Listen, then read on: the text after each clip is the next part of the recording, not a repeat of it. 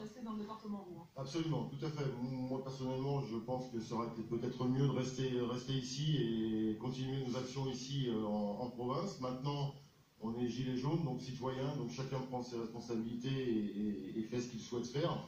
Moi, je leur demande juste de faire attention à eux et qu'ils nous reviennent tous en bonne santé, et c'est le principal. Ce déploiement de forces de sécurité, 89 000 membres des forces de l'ordre qui seront déployés dans toute la France, 8 000 à Paris. Qu'est-ce que vous en pensez? Est-ce que ça vous fait peur? Oui, très clairement, ça serait difficile ça serait quand même bizarre de dire que ça ne fait pas peur. Ça me fait peur et surtout, je dirais même plus, ça m'attriste.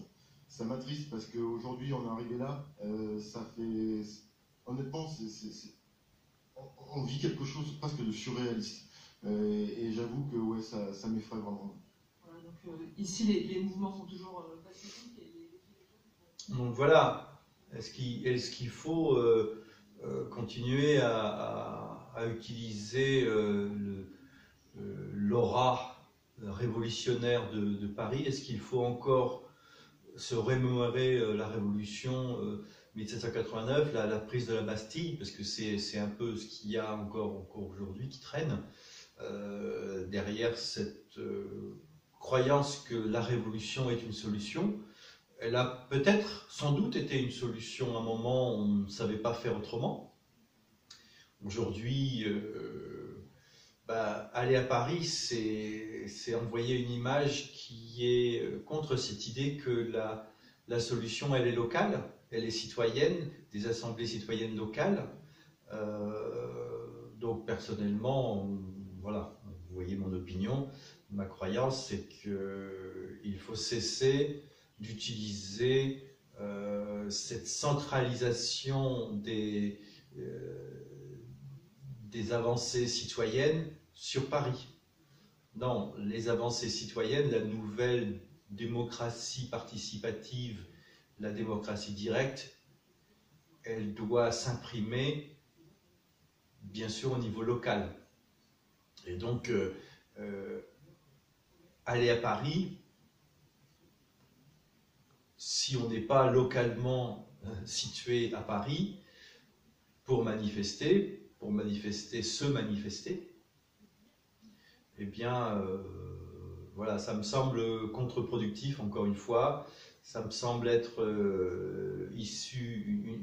une tendance issue de vieille lune, justement, dont il faut vraiment se séparer, hein, il faut passer à autre chose, et puis laisser à Paris s'éteindre, même si c'est encore dans la violence, le dernier épisode révolutionnaire.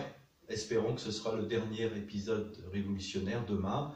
Et donc demain, il y aura des casseurs, demain, il y aura les troupes. Demain, ces éléments révolutionnaires contre-révolutionnaires vont s'affronter. Il ne faudrait pas que ce soit lié à un mouvement gilet jaune, à un mouvement citoyen. Justement, c'est peut-être demain un grand message à donner, de faire vraiment définitivement la scission, oui, une scission entre les activités révolutionnaires qu'on va voir demain, qui vont effectivement amener beaucoup de violence, et ce mouvement qui continue, ce mouvement citoyen.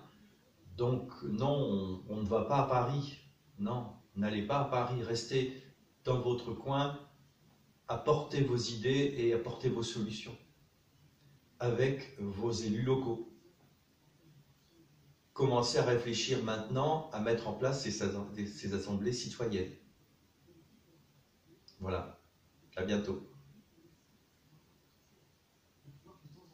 Des extras, un restaurant avec les enfants, un parc d'attractions, des vacances, du cinéma, tout simplement vivre et ne pas survivre. Et cette colère-là, non seulement nous pouvons la comprendre, mais nous avons tous en tête qu'elle ne date pas d'il y a 6 mois. C'est 20 ans de ras-le-bol et 20 ans de frustration. Peut-être aussi que ça nécessite un peu de temps pour y répondre. L'immédiateté, la baguette magique, ça n'existe pas. Je ne suis pas sûr que le temps vous en ayez beaucoup. Allez-y, Julien. Vous avez parlé il y a quelques instants de la prochaine intervention du président de la République. Ce sera en début de semaine prochaine, a priori. Mais avec cette phrase qui nous a été relayée, il ne veut pas parler avant les manifestations de samedi pour ne pas mettre de l'huile sur le feu. Alors peut-être... Alors voilà, c'est aussi ça qui est le problème. Là, je continue la vidéo. C'est que ces violences sont aussi le prétexte aux atermoiements du gouvernement. Donc ces révolutionnaires qui s'affrontent au gouvernement jouent le jeu du gouvernement. Donc, et l'immédiateté, elle est du côté des citoyens. Et on peut le faire. On peut faire tout de suite des choses localement et même amener des choses plus largement au niveau du pays, tout de suite. Mais voyez que cet énième épisode de la révolution permanente donne du grain à moudre à ceux qui ne veulent pas bouger, qui ne veulent pas mettre en place les solutions faciles demandées par les gilets jaunes et au-delà des gilets jaunes, par nous-mêmes citoyens. Donc vous voyez, c'est même très très très contre-productif, au-delà même de la violence, c'est très très contre-productif par rapport à l'avancée de cette nouvelle donne citoyenne. Réagir à ce mouvement des lycéens qui se durcit dans le sillage des Gilets jaunes. On sait que depuis plusieurs jours, il y a eu une dizaine d'établissements perturbés, bloqués. Et dans ce contexte, on rappelle qu'à Paris, dans le 19e arrondissement, il y a eu un face-à-face tendu, même s'il n'y a pas eu de débordement très violent, entre les forces de l'ordre. Donc dans la même veine, j'aimerais dire à tous ces lycéens, oui, il n'est pas trop tard pour prendre en main votre destin et agir dans ce cadre de cette nouvelle donne, mais n'alimentez pas vous-même cette révolution permanente. Donc, essayez vraiment de comprendre en quoi la violence est toxique. Et n'importe qui peut le comprendre, ce n'est pas une question d'âge ou d'expérience, c'est une question d'évidence.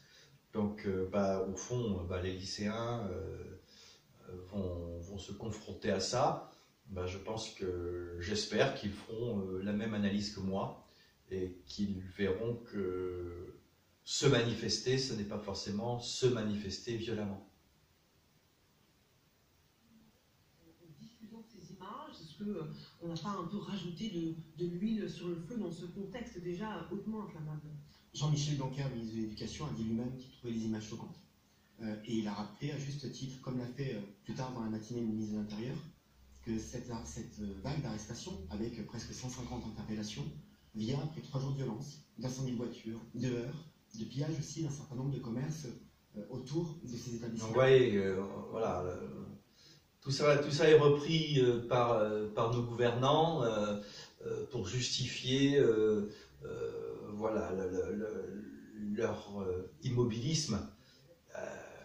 Ils vont attendre que la colère se calme. Peut-être, je vais être mauvaise langue, en espérant qu'elle ne se calme pas. Ça leur donnera du temps. Ça, c'est pas, ça ne sera pas efficace dans la mise en place d'une nouvelle donne, des réflexions et des nouvelles solutions qu'on doit tous, sur lesquelles on doit tous se pencher et réfléchir et surtout les mettre en place rapidement et surtout donner rapidement des capacités à vivre mieux à des milliers, des centaines de milliers de personnes.